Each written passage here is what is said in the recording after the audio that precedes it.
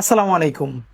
আপনারা জানেন যে জুলাই গণ অভ্যুত্থান নিয়ে জাতিসংঘ একটি ঐতিহাসিক প্রতিবেদন দিয়েছিল এবং এটি শুধুই একটি ডকুমেন্ট নয়, এটি গণহত্যার শিকার সমস্ত শহীদদের প্রতি সম্মাননাও বটে।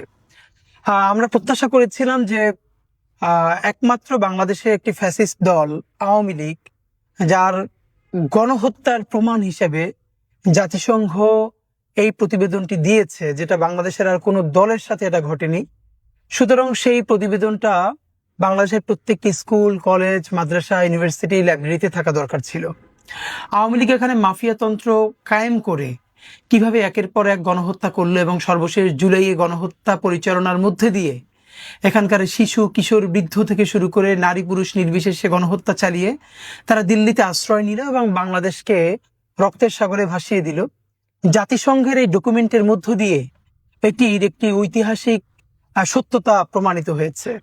যদিও যদি জাতিসংঘ এই ডকুমেন্ট প্রকাশ নাও করতো, তবুও এটা তো আমাদের 18 কোটি মানুষের চোখের সামনে ঘটেছে।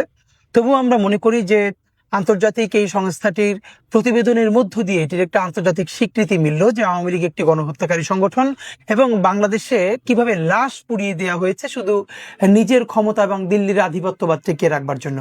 তো আমরা যখন ভাবছিলাম যে বাংলাদেশে জাতিসংঘ যে জুলাইয়ের ঐতিহাসিক গণ অভ্যুত্থান নিয়ে যেই প্রতিবেদনটি দিয়েছে, এটা তো অফকোর্স ইংলিশে দিয়েছে, এটার বাংলা অনুবাদ করে বাংলাদেশের প্রত্যেকটা মুক্তিকামী মানুষের কাছে এটা পৌঁছানো দরকার।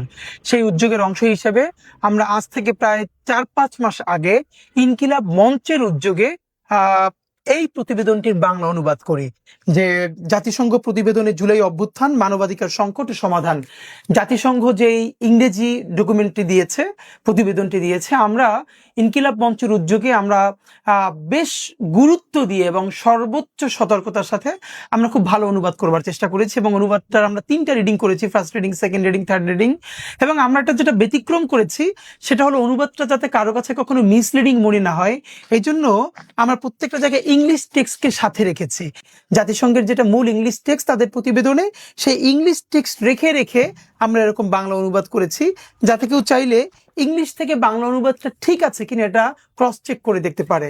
তা আমরা চাইছি যে উদ্যোগটা নেওয়া উচিত ছিল বাংলাদেশ সরকারের, নেওয়া উচিত ছিল বাংলাদেশের সেই সমস্ত রাজনৈতিক দলগুলোর যারা এই জুলাই গণ অভ্যুত্থানের মধ্য দিয়ে অনেক বেশি তাদের অধিকার ফিরে পেয়েছেন।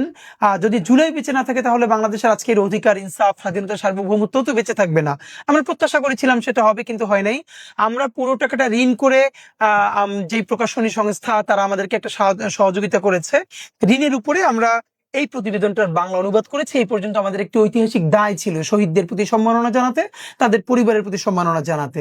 আমি আপনাদেরকে জানাতে চাই যে আমরা যে বাংলা অনুবাদটা করেছি, আমরা চাই বাংলাদেশের স্কুল, কলেজ, মাদ্রাসা, ইউনিভার্সিটি, প্রত্যেকটা লাইব্রেরিতে এই প্রতিবেদনটির বাংলা অনুবাদ পৌঁছে যাক।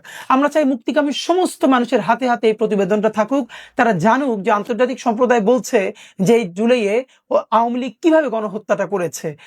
আপনারা চাইলে জাতিসংঘ প্রতিবেদনে জুলাই গণ অভ্যুত্থান, মানবাধিকার সংকটের সমাধান, এই প্রতিবেদনটি ইনকিলাব কালচারাল সেন্টার, বাংলা মোটর, এখান থেকে এসে আপনারা সরাসরি সংগ্রহ করতে পারবেন। আপনারা চাইলে রকমারি এবং ওয়াফি লাইফ থেকেও অনলাইনে সংগ্রহ করতে পারবেন। আপনাদের সবার প্রতি বিনীত অনুরোধ, যারা বাংলাদেশ ভালোবাসেন, যারা জুলাইকে ওন করেন, তারা সকলে নিশ্চয়ই এই বইটা কিনবেন এবং আপনাদের প্রিয়জনকে এই ডকুমেন্ট সংরক্ষণের অংশ হিসেবে আপনারা একটু উপহার দিবেন। ধন্যবাদ সবাইকে।